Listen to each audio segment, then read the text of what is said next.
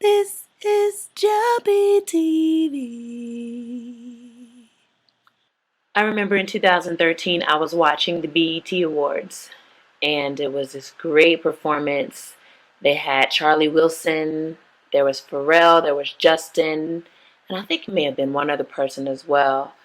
It was just one of those electrifying old school performances, you know. Charlie Wilson's song that Pharrell had sampled for Justin, and all of them were on stage, and just the whole place was rocking. It was just classic, you know. Everybody's having a good time, everybody's dancing, you know, feeling the old school music. And the music was just so pure. It wasn't anything dirty and nasty. Wasn't no naked girls up there, you know.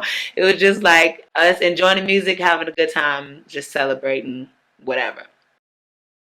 Right in the middle of me watching that, the Lord spoke to me. Kind of a weird moment for God to be speaking, right? And He said, I would love to be there with my kids. And I was like, what do you mean? I was like, huh? He's like, I would love to be there in that moment with my kids. And that just really struck my heart. And I just kind of meditated on that statement and just started thinking, like, Lord, what do you mean by that? Like, how can this is the BET Awards? Like these people aren't saved. Many of us have these closed-minded mentalities where we think that God doesn't speak to other people that we don't necessarily know go to church, or we don't necessarily see them living a typical Christian lifestyle. But the Lord said that He wanted to be there in that moment, and I asked Him what He meant. And when I did, He said, those are my kids. I always want to be with you. I always want to party with you. I always want to celebrate with you and enjoy with you.